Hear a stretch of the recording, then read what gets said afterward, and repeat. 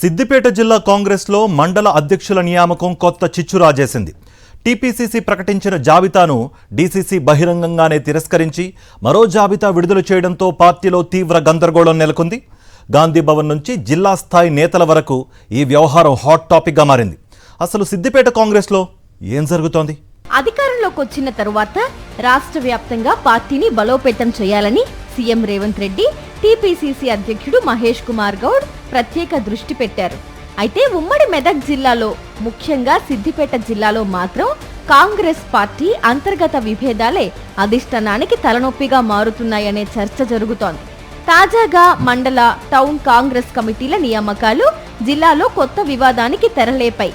TPCC విడుదల చేసిన అధికారిక జాబితాపై స్థానిక నాయకత్వం బహిరంగంగానే అభ్యంతరం వ్యక్తం చేయడం కాంగ్రెస్ శ్రేణులను అయోమయంలోకి నెట్టిందనే అభిప్రాయాలు వినిపిస్తున్నాయి. గజ్వేల్ నియోజకవర్గానికి సంబంధించిన నూతన మండల, టౌన్ కాంగ్రెస్ కమిటీలను టీపీసీసీ అధ్యక్షుడు మహేష్ కుమార్ గౌడ్ అధికారికంగా ప్రకటించారు. అయితే ఈ నియామకాలను డీసీసీ అధ్యక్షురాలు ఆంక్షారెడ్డి అనుమతి లేకుండా ప్రకటించారని గజ్వేల్ కాంగ్రెస్ ఇన్ఛార్జి, మాజీ ఎమ్మెల్యే తుంకుంట నర్సారెడ్డి తీవ్ర అభ్యంతరం వ్యక్తం చేశారు. జిల్లా కాంగ్రెస్ కమిటీని సంప్రదించకుండా గాంధీ భవన్ నుంచి పేర్లు ఎలా ఖరారు చేస్తారని ప్రశ్నించారు. ప్రత్యామ్నాయ కమిటీని ప్రకటించారు. టీపీసీసీ చెప్పిందే చేయడానికి డీసీసీలు లేరని, తాము ప్రకటించిన కమిటీ సభ్యులే అసలైన బాధ్యులని స్పష్టం చేశారు. దీంతో టీపీసీసీ ప్రకటించిన నాయకులు గాంధీ భవన్ ను ఆశ్రయించి తమ పరిస్థితిని స్పష్టం చేయాలని కోరుతున్నట్లు పార్టీ వర్గాల్లో చర్చ జరుగుతోంది.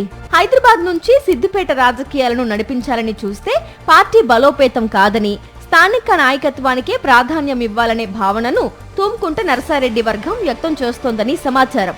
ఎన్నాళ్లుగానో పార్టీని నమ్ముకుని పనిచేసిన సీనియర్ నాయకులను పక్కన పెట్టి బీఆర్ఎస్ నుంచి వచ్చిన మైనంపల్లి వర్గానికి చెందిన వారికి ప్రాధాన్యం ఇచ్చారు అనే అసంతృప్తి వ్యక్తమవుతోంది. అందుకే తామే కొత్త కమిటీలను ప్రకటించామని, అవే చెల్లుబాటవుతాయని మీడియాకు కూడా ప్రకటనలు విడుదల చేయడంతో గాంధీ భవన్ పెద్దలు మొత్తం వ్యవహారంపై ఆరా తీస్తున్నారనే ప్రచారం సాగుతోంది. టీపీసీసీ అధ్యక్షుడు మహేష్ కుమార్ గౌడ్ వాస్తవ పరిస్థితులు తెలుసుకోకుండా కొందరి సమాచారాన్నే నమ్మి నిర్ణయాలు తీసుకుంటున్నారని డీసీసీ అధ్యక్షురాలు ఆంక్షారెడ్డి వర్గీయులు ఆరోపిస్తున్నారట. ఈ వ్యవహారాన్ని గాంధీ భవన్ స్థాయిలో కాకుండా అవసరమైతే ఢిల్లీ అధిష్టానం దృష్టికి తీసుకెళ్లేందుకు సిద్ధమవుతున్నారనే చర్చ కూడా పార్టీ వర్గాల్లో జరుగుతోంది.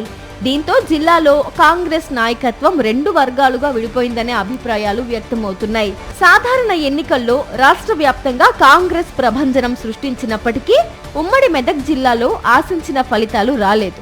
10 అసెంబ్లీ స్థానాల్లో 6 స్థానాలను బీఆర్ఎస్ గెలుచుకోగా కాంగ్రెస్ కేవలం 4 స్థానాలకే పరిమితమైంది. సిద్దిపేట జిల్లాలోని 3 అసెంబ్లీ స్థానాల్లో ఒక్కచోట కూడా కాంగ్రెస్ విజయం సాధించలేదు. అధికారంలో ఉన్నప్పటికీ జిల్లాలో పార్టీని బలోపేతం చేయడంలో ఆశించిన పురోగతి కనిపించడం లేదని పార్టీ శ్రేణులు చెబుతున్నాయి.